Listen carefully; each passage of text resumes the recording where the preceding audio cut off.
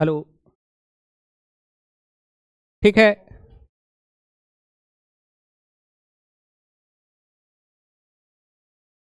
ध्यान दोगे। हाँ, कहां तक? ये इफेक्टिव न्यूक्लियर चार्ज तक हो गया था क्या? आ शील्डिंग इफेक्ट तक हम लोग कंप्लीट कर चुके थे। ठीक है, ध्यान दोगे। दूसरा जो हमारा ट्रेंड है, दूसरा ट्रेंड है इफेक्टिव न्यूक्लियर चार्ज। दूसरा ट्रेंड है इफेक्टिव न्यूक्लियर चार्ज। समझ पा रहे हो बात को? दूसरे ट्रेंड को हम लोग बोलते हैं इफेक्टिव न्यूक्लियर चार्ज। ध्यान दीजिएगा। तो इफेक्टिव न्यूक्लियर चार्ज क्या होता है, इसको थोड़ा सा हम लोग समझने का कोशिश करते हैं। ध्यान दो। मिसाल के तौर पे ये आपका कोई एटम है, ये इलेक्ट्रॉन है। तो इस इलेक्ट्रॉन को अट्रैक्शन फील होगा। किससे अट्रैक्शन फील होगा? न्यूक्लियस से। किससे अट्रैक्शन फील होगा? न्यूक्लियस से अट्रैक्शन फील होगा। इस अट्रैक्शन फोर्स को हम लोग बोलते हैं जेड, यानी न्यूक्लियर चार्ज बोलेंगे। क्या बोलेंगे? Nuclear charge. यानी न्यूक्लियर चार्ज क्या है? The attraction between electron and nucleus is called nuclear charge. समझ पा रहे हो बात को? लेकिन अब यहां पे क्या होगा कि बीच में एक इलेक्ट्रॉन आ जाएगा। बीच में कौन आ जाएगा? बीच में एक इलेक्ट्रॉन आ जाएगा। इस तरीके से बीच में जैसे इलेक्ट्रॉन आएगा तो ये इलेक्ट्रॉन क्या करेगा? ये इलेक्ट्रॉन इसको रिपेल करेगा। इलेक्ट्रॉन क्या करेगा? इसको रिपेल करेगा। समझ पा रहे हो? जिसको हम लोग क्या बोलते हैं? जिसको हम लोग बोलते हैं शील्डिंग। जिसको क्या बोलेंगे? शील्डिंग इफेक्ट बोलेंगे। रिपेल कर रहा है। रिपेल करेगा सिग्मा फोर्स से। किस फोर्स से रिपेल करेगा? सिग्मा फोर्स से रिपेल कर रहा है। इसी शील्डिंग को हम लोग किससे डिनोट करेंगे? सिग्मा से रिप्रेजेंट करेंगे। किससे रिप्रेजेंट करेंगे? सिग्मा से। तो पहले जब ये इलेक्ट्रॉन नहीं था तो जो पूरी जो फोर्स न्यूक्लियस अपने इलेक्ट्रॉन पे लगाता था खींचने के लिए, उसको हम लोग क्या बोलते थे? जेड बोलते थे, इफेक्टिव न्यूक्लियर चार्ज। लेकिन सॉरी, न्यूक्लियर चार्ज। लेकिन अब जब बीच में इलेक्ट्रॉन आ चुका है तो अब क्या करेगा ये इलेक्ट्रॉन? इसको बाहर ढकेलने का कोशिश करेगा। हाँ, जाओ जाओ। ठीक है। क्या कोई कोई कुछ बोला है क्या?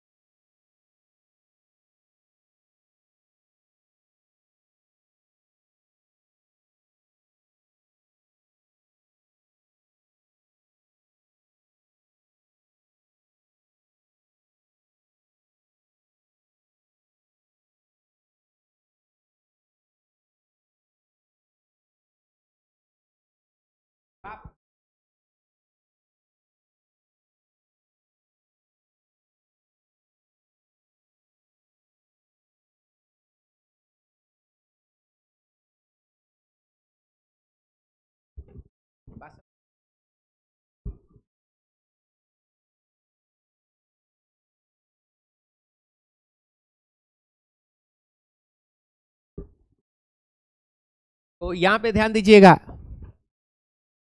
यहां पे क्या है, ये अंदर का इलेक्ट्रॉन क्या कर रहा है, बाहर वाले इलेक्ट्रॉन को बोलो बाहर की तरफ ढकेल रहा है, और ये न्यूक्लियस इसको अपने तरफ अट्रैक्ट कर रहा है। लेकिन पहले जितना अट्रैक्ट नहीं कर पाएगा, जब ये इलेक्ट्रॉन नहीं था तब ये जेड फोर्स से अट्रैक्ट कर रहा था, लेकिन अब ये अंदर जब इलेक्ट्रॉन आ चुका है तब उस फोर्स से अट्रैक्ट बोलो नहीं कर पाएगा। समझ पा रहे हो? तो अब जो अट्रैक्शन होगा वो क्या होगा, उसको हम लोग बोलेंगे जेड इफेक्टिव। क्या बोलेंगे? जेड इफेक्टिव बोलेंगे, जिसका वैल्यू क्या होता है, जेड माइनस सिग्मा। क्या होता है?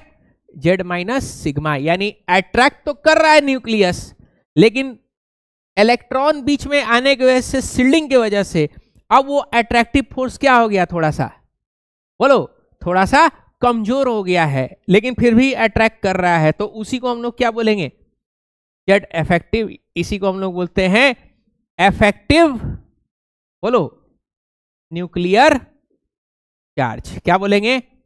Effective nuclear charge. समझ पा रहे हो? यानी the overall attractive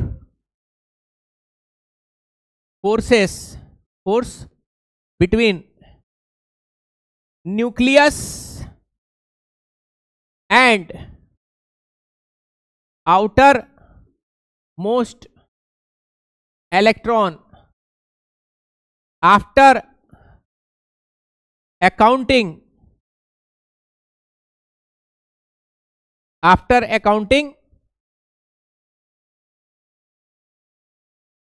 shielding called बोलो क्या कहेंगे, इफेक्टिव न्यूक्लियर चार्ज। क्या कहेंगे? इफेक्टिव न्यूक्लियर चार्ज कहेंगे। समझ पा रहे हो? और इसको किससे रिप्रेजेंट करते हैं, इसको ZeEF से रिप्रेजेंट करते हैं। किससे रिप्रेजेंट करेंगे? ZeEF से रिप्रेजेंट करेंगे, इफेक्टिव न्यूक्लियर चार्ज बोलेंगे। कोई दिक्कत यहां पे? अब यहां पे एक चीज देखना, इफेक्टिव न्यूक्लियर चार्ज जो है वो किसके किसके ऊपर डिपेंड कर रहा है, यहां पे ध्यान दीजिएगा। वो डिपेंड कर रहा है शील्डिंग के ऊपर। किसके ऊपर डिपेंड कर रहा है? शील्डिंग। अगर शील्डिंग ज्यादा होगा, शील्डिंग क्या होगा, ये देख रहे हो इसको घटा ही रहे हैं। शील्डिंग अगर ज्यादा होगा तो इफेक्टिव न्यूक्लियर चार्ज क्या हो जाएगा, इफेक्टिव न्यूक्लियर चार्ज कम हो जाएगा। यानी न्यूक्लियस का अपने आउटर मोस्ट इलेक्ट्रॉन को होल्ड करने का क्षमता क्या होगा, वो कम हो जाएगा। जैसे मिसाल के तौर पे यहां पे देखो, ये आपका इलेक्ट्रॉन है और बाहर में भी क्या है, एक इलेक्ट्रॉन है। ये न्यूक्लियस इसको खींच रहा है। समझ पा रहे हो? तो ये अंदर वाला इलेक्ट्रॉन क्या कर रहा है, बोलो अंदर वाला इलेक्ट्रॉन इसको शील्डिंग कर रहा है। समझ पा रहे हो? अंदर वाला इलेक्ट्रॉन क्या कर रहा है, शील्डिंग कर रहा है। अब मिसाल के तौर पे एक और इलेक्ट्रॉन आ जाए, क्या आ जाए, एक और इलेक्ट्रॉन आ जाए तो क्या करेगा, और शील्डिंग करेगा। क्या?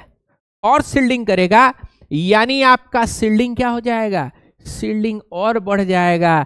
तो आपका टोटल ये जो इलेक्ट्रॉन जो है खींच रहा था न्यूक्लियस, उसका क्षमता क्या हो जाएगा, यानी इफेक्टिव न्यूक्लियर चार्ज क्या हो जाएगा, घट जाएगा। समझ पा रहे हो? यानी जितना ज्यादा शील्डिंग होगा, इफेक्टिव न्यूक्लियर चार्ज क्या होगा, उतना ही कम हो जाएगा। समझ पा रहे हो बात को? यानी यहां पे हम लोग लिखेंगे shielding increases, shielding increases effective, बोलो, nuclear charge decreases. Effective nuclear charge क्या होगा? डिक्रीज होना होना शुरू हो जाएगा।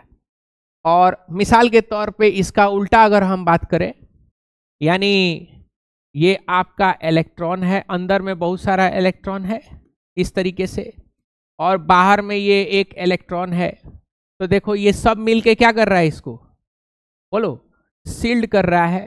और ये बेचारा बड़ा मेहनत से क्या है, न्यूक्लियस इसको अपने तरफ टाने हुआ है। बड़ा मेहनत से क्या किया है? न्यूक्लियस अपने तरफ टाने हुआ है। सील्डिंग बहुत सारा है, यानी बहुत ताकत लगा करके ये खींच रहा है, यानी इफेक्टिव न्यूक्लियर चार्ज बहुत ही कम है। हम एक एक करके क्या करेंगे? एक एक करके हम लोग क्या करेंगे? बोलो, एक एक करके इलेक्ट्रॉन हटाएंगे अंदर वाला। तो जैसे इलेक्ट्रॉन अंदर का हटेगा, सील्डिंग क्या होगा? बोलो, सील्डिंग हटेगा। सील्डिंग क्या होगा? बोलो, सील्डिंग घटेगा तो इफेक्टिव न्यूक्लियर चार्ज क्या होगा? बढ़ेगा, यानी ये न्यूक्लियस से और खींचेगा। एक और इलेक्ट्रॉन हटा दो, क्या होगा? और सील्डिंग घट गया, और न्यूक्लियस से अट्रैक्शन क्या हो गया? न्यूक्लियस से अट्रैक्शन और भी ज्यादा बढ़ गया। यानी कहने का मतलब यह है कि अगर आप सील्डिंग को घटाओगे तो इफेक्टिव न्यूक्लियर चार्ज क्या हो जाएगा? इफेक्टिव न्यूक्लियर चार्ज इंक्रीज हो जाएगा। तो यहां पे हम लिखेंगे सील्डिंग, बोलो, increases effective nuclear, sorry, shielding decrease कर रहा है ना, shielding decreases effective nuclear charge क्या हो जाएगा? इंक्रीज कर जाएगा, यानी न्यूक्लियस उतना ही ज्यादा स्ट्रांग हो जाएगा अपने इलेक्ट्रॉन को खींचने के लिए। कोई दिक्कत? अब हम लोग इस ट्रेंड को कन्वर्ट करेंगे कहां पे? पीरियोडिक टेबल में हम लोग इसी चीज को क्या करेंगे? कन्वर्ट करेंगे। समझ पा रहे हो बात को? तो ध्यान दीजिएगा।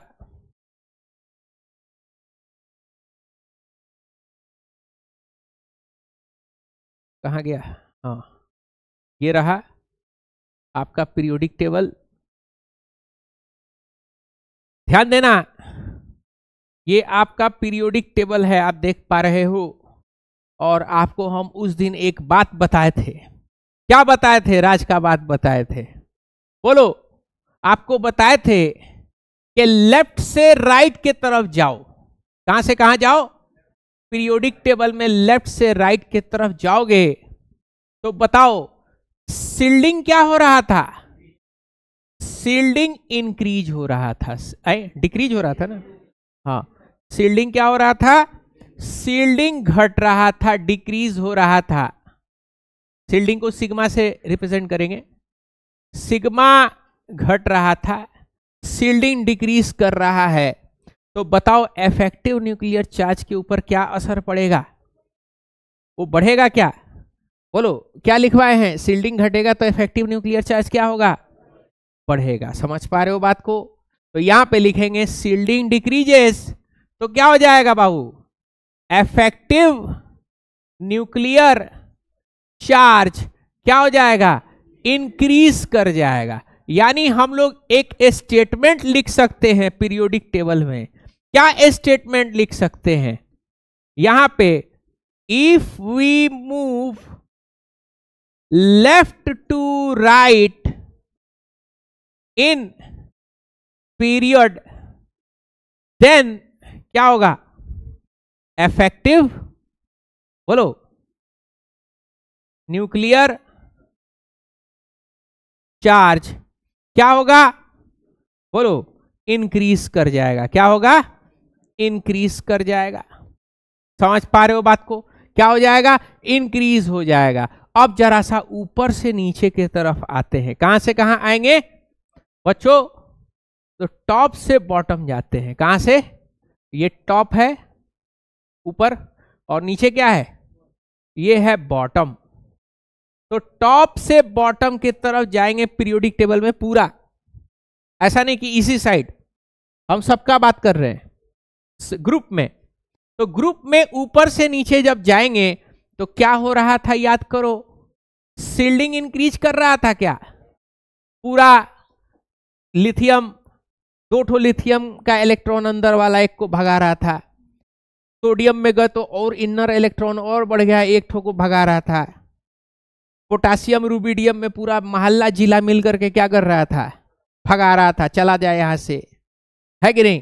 तो इफेक्टिव न्यूक्लियर चार्ज क्या हो रहा है, बोलो। तो शील्डिंग बढ़ेगा, शील्डिंग इंक्रीज करेगा, तो बताओ इफेक्टिव न्यूक्लियर चार्ज क्या होगा, इफेक्टिव न्यूक्लियर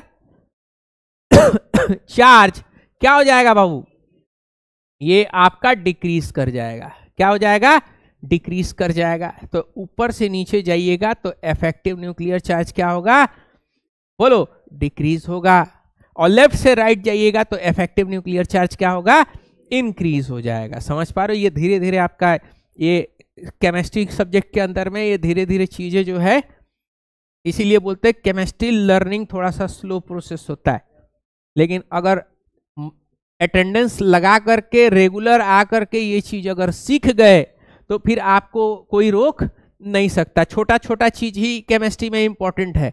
पता चला छोटा चीज आपको पता नहीं, पता चला कि 11 12th में आ गए तो यही चीज आपको क्या करना पड़ जाएगा, आपको रटना पड़ जाएगा, अब एज्यूम करना पड़ेगा, बात समझे। तो ये बड़ा बहुत ही बड़ा क्या होता है, दिक्कत होता है। बहुत लोग क्या करता है 11th क्लास पढ़ता ही नहीं है, 11th क्लास में भैया कोनो बता दिए हैं कि 11th पढ़ने का जरूरत नहीं है। कितना लोग जो है चला जाता है अलीगढ़ जामिया, कहाँ कहाँ तैयारी करने, झूठ मूठ का टाइम वेस्टिंग करता है, और टाइम वेस्टिंग करके कितना लोग 10वां का थकान मिटाने जाता है। एक ठो मेरा चेला था, 9th में था, तो उसके पापा जो है ही नहीं, हाँ 9th में था तो उसके पापा जो है आते थे डेली मिलने के लिए। एक लड़का नहीं था, आते थे, उसके पापा ऐसा बताते थे ना कि निनौवा लड़का है, मतलब इसके अलावा और जो है कोई कर नहीं सकता है, वो ये करवाएंगे, वो करवाएंगे, हई करवाएंगे, हऊ करवाएंगे। 11वां में अभी तक पता चल रहा कि अभी ले छिछिया रहा है, छिछिया रहा है, हाँ, मतलब अभी भी कहीं सही से एडमिशन नहीं हो गया, नहीं हुआ, अक्टूबर चढ़ने वाला है, बात समझे। तो 6 महीना जब ऐसे ही आपका कट हो जाएगा तो नीट वीट आपका निकलने वाला नहीं है, लिख के ले लीजिए, नेक टू नेक कंपटीशन है। 6 महीना आप पढ़े ही नहीं है 11th का, नीट हो जाएगा। 12th में कितना अच्छे से पढ़े रहेंगे, हो पाएगा। 50% 12th होता है तो 50% 11th होता है। पता चला कि 25% सिलेबस आपका ये थे नहीं, उसमें ये बड़ा इंपॉर्टेंट है, इसमें टाइम लगता है छोटका छोटका को बनाने में। 3-4 चैप्टर अगर आपका बन गया तो पूरा केमिस्ट्री क्या हो जाएगा, पूरा केमिस्ट्री आपके इन हैंड आएगा। समझ पा रहे हो बात को। तो इसके बारे में क्या लिखेंगे, बोलो, इसके बारे में लिखेंगे, if we move top to bottom in periodic table, then बोलो effective nuclear charge क्या हो जाएगा, डिक्रीज हो जाएगा। क्या होगा, इफेक्टिव न्यूक्लियर चार्ज डिक्रीज होगा। कोई दिक्कत यहां पे समझने में, बोलो। अब चलते हैं हम लोग साइज के ऊपर, कहां चलेंगे, बोलो, साइज के ऊपर चलते हैं, एटॉमिक साइज के ऊपर चलेंगे, ठीक है, ध्यान दीजिएगा। नेक्स्ट है एटॉमिक साइज, अगला हमारा यानी तीसरा ट्रेंड है एटॉमिक साइज, ध्यान दीजिएगा। तो एटॉमिक साइज क्या होता है, इसको जरा सा समझिएगा। व्हाट इज एटॉमिक साइज, इसको जरा सा समझिएगा। सबसे पहले एटॉमिक रेडियस समझते हैं, क्या होगा एटॉमिक रेडियस, ध्यान दोगे क्या होता है एटॉमिक रेडियस। ये आपका क्या है, ये न्यूक्लियस है और ये आपका ऑर्बिट है। बहुत सारा ऑर्बिट होता है क्या, बोलो, इसको हम लोग क्या बोलते हैं, आउटर मोस्ट ऑर्बिट, क्या बोलेंगे बाबू, आउटर मोस्ट ऑर्बिट, समझ पा रहे हो।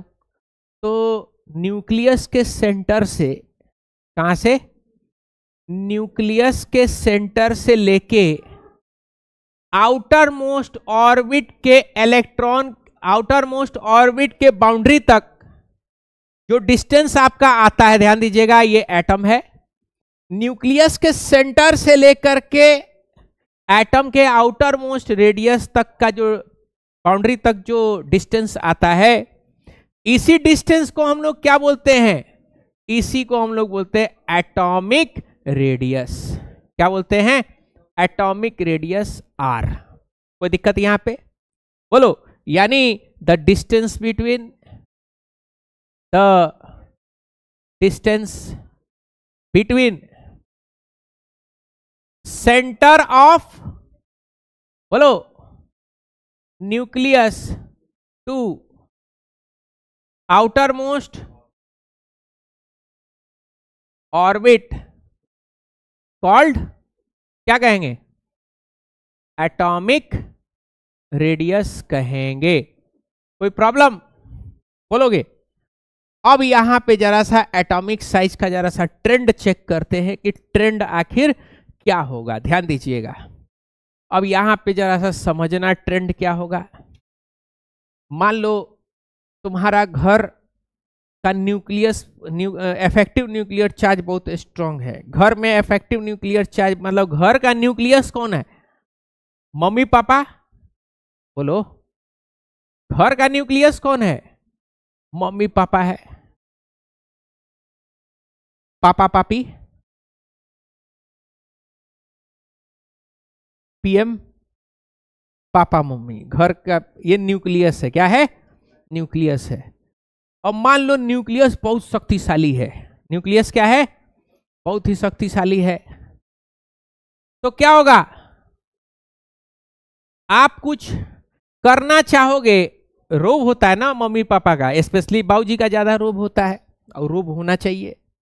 नहीं रोब होगा तो बच्चा जो है चाय के दुकान पे कमानी के क्या, हाँ, साइकिल के पिछवाड़े बैठ करके चाय, एक हाथ में क्या होगा, सिगरेट होगा। हम उस सबको देखते तो हमको केमिस्ट्री याद आ जाता है।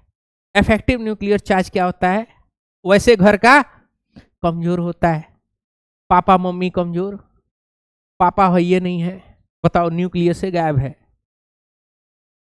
इमेजिन करो सूरज, सोलर सिस्टम में सन गायब हो जाए, सन जैसी गायब होगा ना, तो हम लोग का ये जो गोला है ना, गोला कई किलोमीटर पर आवर के स्पीड से, बोलो, भागने लगेगा, इन्ने उन्ने भागेगा। कहां भागेगा, इन्ने उन्ने भागेगा। ब्रह्मांड में जो है इधर उधर क्या होगा, अनंत अनंत ब्रह्मांड में क्या होगा, बगैर सूरज का जो प्लैनेट्स होता है, सूरज खत्म हो गया, और मतलब मम्मी पापा खत्म हो गए, सूरज खत्म, और प्लैनेट है वो क्या होगा, अब इधर इधर छिछियाए फिर रहा है। तो बगैर सूरज का जो प्लैनेट इधर उधर छिछियाए फिरता है, उसको कहते हैं रोग प्लैनेट। क्या बोलते हैं, रोग प्लैनेट। अंतरिक्ष में ऐसा बहुत सारा प्लैनेट है जो ऐसे छिछियाए घूम रहा है। माना जाता है कि एक जमाने में सूरज से इस कोई रोग प्लैनेट का टक्कर हो गया था, जिससे अर्थ का बहुत सारा मलबा स्पेस में छिटा गया। वही मलबा आपस में क्या हो गया, जुड़ करके चांद बन गया। बात समझे। तो वैसे प्लैनेट्स को क्या बोलते हैं, रोग प्लैनेट, जो बगैर सूरज का होता है। समझ पा रहे हो। तो बगैर न्यूक्लियस का बच्चा भी क्या हो जाएगा, रोग चाइल्ड हो जाता है। ROGUE, रोग, रोग चाइल्ड। अब किसी को मार रहा है, किसी को पीट रहा है, उसको कोई आगे पीछे समझ उमझ उसको है नहीं, कमानी पे बैठ के चाय पी रहा है, 3-5 कर रहा है, जमीन कब्जा कर रहा है, फिर प्रशासन से धरा जा रहा है, फिर उसको जो है दुश्मनी में कोई गोली मार दे रहा है, फिर बहुत सारा चीजें हैं। यानी न्यूक्लियस आपका स्ट्रांग नहीं है। तो मान लो पापा मम्मी यानी PM यानी न्यूक्लियस बहुत स्ट्रांग है। तो न्यूक्लियस स्ट्रांग है तो तुम क्या होगा, कहीं छिछिया पाओगे, नहीं छिछिया पाइएगा, वहीं रहिएगा। पापा मम्मी के आते ही या पापा के आते ही एकदम जो है आप कटप्पा की तरह खड़ा रहिएगा साइड में। पापा कहेंगे है कि नहीं, वहीं बैठे रहिएगा एकदम। अब मान लो पापा ढीला हो गए, मम्मी ढीला हो गई, पापा लोग होता है अक्सर ढीला हो जाता है, चाहे एज की वजह से ढीला हो गया या ऐसे बैठा हुआ है घर में। मम्मी टाइट है तो पापा को ढीला करके रखी हुई है। तो मान लो न्यूक्लियस कमजोर हो गया, तो न्यूक्लियस कमजोर हो गया, ध्यान दीजिएगा, तो क्या होगा, हाँ न्यूक्लियस कमजोर हो गया तो शील्डिंग इफेक्टिव न्यूक्लियर चार्ज क्या हो गया, कमजोर होगा। अब वो अपना इलेक्ट्रॉन को जो है कहेगा ए बाबू हिया सुन, ए बाबू हुआ मत जा। अब बाबू को उससे कोई लेना देना नहीं है। बाबू कभी स्टेशन पे जा रहा है, सुट्टा पी रहा है, चाय के दुकान पे चाय पी रहा है, दलाल सबके साथ जो है बैठ करके जो है किस जमीन को कैसे कब्जा करना है उसको क्या कर रहा है, बोलो, उसको जो है विचार कर रहा है। यानी बोलो हवा पानी बना, न्यूक्लियस कमजोर। अब न्यूक्लियस कमजोर है तो भाई अब ये कहीं भी छिछियाल फिरेगा, इफेक्टिव न्यूक्लियर चार्ज खत्म। समझ पा रहे हो बात को, अरे यहाँ ध्यान दो, समझ पा रहे हो बात को, कोई दिक्कत। यानी न्यूक्लियस अगर कमजोर रहता है तो इलेक्ट्रॉन के ऊपर न्यूक्लियस का पकड़ क्या होता है, कमजोर पड़ जाता है। न्यूक्लियस अगर कमजोर रहा तो यहां पे ध्यान दीजिएगा जरा। अब यहां पे एक चीज जरा सा समझोगे, ध्यान दोगे, ये आपका न्यूक्लियस है, क्या है, न्यूक्लियस। ध्यान दीजिएगा, इन दोनों के ऊपर गौर करिए, ये न्यूक्लियस, कोई दिक्कत। यहां एक इलेक्ट्रॉन है, क्या है, इलेक्ट्रॉन है। इफेक्टिव न्यूक्लियर चार्ज इसका स्ट्रांग है, खींच के रखेगा, साइज मेंटेन रहेगा। लेकिन यहां पे क्या हो रहा है, ये इलेक्ट्रॉन है, अंदर में भी क्या आ गया, अंदर में भी इलेक्ट्रॉन आ गया। वो इसको क्या कर रहा है, ढकेल रहा है, रिपेल कर रहा है। यानी शील्डिंग क्या हो जाएगा, बोलो, शील्डिंग हो जाएगा कमजोर, सॉरी शील्डिंग बढ़ जाएगा। शील्डिंग बढ़ने से न्यूक्लियस क्या हो जाएगा, कमजोर। यानी इफेक्टिव न्यूक्लियर चार्ज क्या होगा, कमजोर होगा। यानी इलेक्ट्रॉन पकड़ने का जो शक्ति है वो क्या होगा, वो कमजोर होगा। तो इलेक्ट्रॉन अपने पकड़ने का शक्ति कम होगा, तो पता चला ये इसको हल्का सा, बोलो, हल्का सा इसको बाहर कर दिया। हल्का सा क्या कर दिया, बोलो, बाहर कर दिया।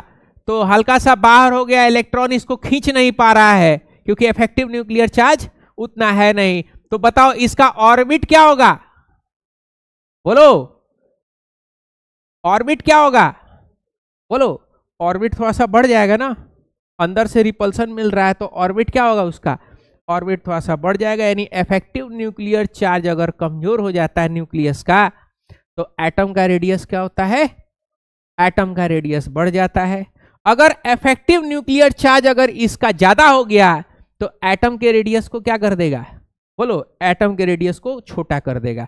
मान लो इसमें प्लस चार्ज बहुत स्ट्रांग हो गया, यानी अंदर में इलेक्ट्रॉन था पहले, अंदर में इलेक्ट्रॉन को क्या कर दिए, बोलो, निकाल दिए। क्या कर दिए, निकाल दिए। शील्डिंग घट गया तो इफेक्टिव न्यूक्लियर चार्ज क्या हो गया, इफेक्टिव न्यूक्लियर चार्ज बढ़ गया। तो इलेक्ट्रॉन क्या हो जाएगा, इलेक्ट्रॉन थोड़ा सा अंदर खींच जाएगा और इसका ऑर्बिट क्या होगा, ऑर्बिट जो है इसका छोटा हो जाएगा। ऑर्बिट क्या हो जाएगा, इसका ऑर्बिट छोटा हो जाएगा और इसका ऑर्बिट क्या हो जाएगा, इसका ऑर्बिट जो है बड़ा हो जाएगा। यानी कहने का मतलब यह है कि effective nuclear charge increases, effective nuclear charge increases, atomic size, बोलो, डिक्रीजेस। एटॉमिक साइज क्या हो जाएगा, डिक्रीज हो जाएगा इस वाले केस में। और यहां क्या हो रहा है, इफेक्टिव न्यूक्लियर चार्ज डिक्रीजेस, बोलो, एटॉमिक साइज क्या होगा, atomic size increases. Atomic size क्या होगा, बोलो, इंक्रीज हो जाएगा। एटॉमिक साइज क्या हो जाएगा? इंक्रीज हो जाएगा। कोई दिक्कत यहां पे समझने में? बोलोगे? अब आ जाते हैं हम लोग ट्रेंड के ऊपर। कहां पे आएंगे? एटॉमिक ट्रेंड जरा सा देख लेते कि एटॉमिक ट्रेंड क्या होगा। बताओगे क्या होगा एटॉमिक ट्रेंड? बोलो, लेफ्ट से राइट जाने में क्या होगा और टॉप से बॉटम जाने में क्या होगा? बताओ, बोलोगे क्या होगा? लेफ्ट से राइट और टॉप से बॉटम। लेफ्ट से राइट में क्या हो रहा है? लेफ्ट से राइट, बोलोगे लेफ्ट से राइट में क्या हो रहा है? इफेक्टिव न्यूक्लियर चार्ज इंक्रीज हो रहा है, न्यूक्लियस का शक्ति बढ़ रहा है, अम्मा अब्बा मजबूत हो रहा है। बाबू को बाहर जाने दे देगा? बोलो, नहीं जाने देगा ना, खींच के रखेगा, अपने पास रखेगा। समझ पा रहे हो बात को? ध्यान दीजिएगा, लेफ्ट से राइट अगर आप जा रहे हैं तो क्या होगा? इफेक्टिव न्यूक्लियर चार्ज क्या होगा? इंक्रीज करेगा। क्या होगा? इंक्रीज करेगा। तो एटॉमिक साइज क्या होगा? हाँ, एटॉमिक साइज डिक्रीज होगा। एटॉमिक साइज क्या होगा? डिक्रीज होगा। मतलब आपको बड़ा विचित्र लगेगा, सबको लगता है, हमको भी लगा था। ये लिथियम का साइज है। किसका साइज है? लिथियम। ये वाला साइज किसका है? बेरिलियम। ये वाला साइज किसका है? Carbon, boron. ये वाला साइज कार्बन। ये वाला साइज नाइट्रोजन। ये वाला साइज ऑक्सीजन। और फ्लोरीनवा क्या होगा? फ्लोरीनवा एकदम छोटा होगा। जबकि हो ये रहा है कि एटॉमिक नंबर बढ़ रहा है। क्या हो रहा है? एटॉमिक नंबर बढ़ रहा है। कहोगे मास्टर एटॉमिक नंबर बढ़ रहा है और तुम साइज पचकाते चले जा रहे हो, ये कौन सा तरीका है? तो हम बोलेंगे कि रदरफोर्ड का एक्सपेरिमेंट याद करिए। रदरफोर्ड साहब बोले थे कि एटम जो है वो फुटबॉल के ग्राउंड की तरह है। एटम क्या है? फुटबॉल के ग्राउंड की तरह है। और उस ग्राउंड के बीचों बीच में एक फुटबॉल रख दो, है चूंकि फुटबॉल उतना बड़ा ग्राउंड के सामने, तो इतना बड़ा ग्राउंड एटम का साइज है और उसमें इतना छोटा क्या है? फुटबॉल है। तो भाई एटॉमिक नंबर बढ़ रहा है, यानी प्रोटॉन और न्यूट्रॉन का संख्या बढ़ रहा है ना। तो अब फुटबॉल वह इतना बड़ा हो जाए, चाहे इतना बड़ा हो जाए, उसका और पूरे ग्राउंड का साइज का कंपेयर होगा? नहीं होगा ना। कंपेयर करने गए थे, अब हाथी चींटी में आप कंपेयर कर लीजिएगा, नहीं हो पाएगा। तो न्यूक्लियस कितना बड़ा रह जाएगा? रहेगा एटम के अंदर में।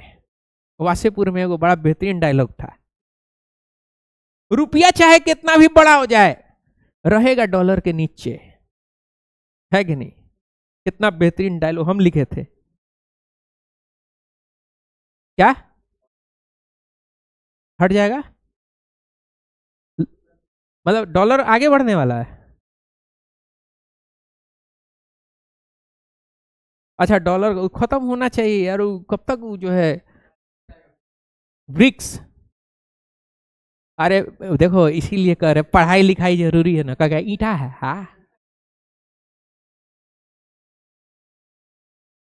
अरे ब्रिक्स में कुछ कंट्री है ना, ब्राजील, रसिया, इंडोनेशिया, चाइना, हाँ शायद है, चाइना है और साउथ अफ्रीका था। उसमें तुर्की भी आने का कोशिश कर रहा है। इंडिया है, इंडिया भी है, उसमें आना चाह रहा। तो अच्छा है ना, नॉलेज है। तो अब क्या तुमको तो तुम्हारे पास क्या नहीं है?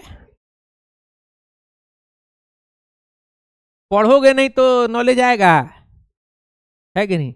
पता चला एक कलेक्टर बन के ऑफिस में बैठा है और तुम जो है अंदर में जो है बाहर बैठे हुए कुर्सी लगा के, बाहर बैठे हुए अंदर ही कलेक्टर के ऑफिस में। कहा कि दरवान आके कह रहा है कि सर आपका कोई दोस्त आया है, आप बैठा बाहर बैठाओ, पहले डीएम साहब से सीएम साहब से मीटिंग करेंगे, उसके बाद से दोस्त से मिलेंगे। जैसे फ्री उरी हुए तले ही अंदर घुसे, अब पार्टी का हाल बा, तले गढ़वा सब धर लेगा।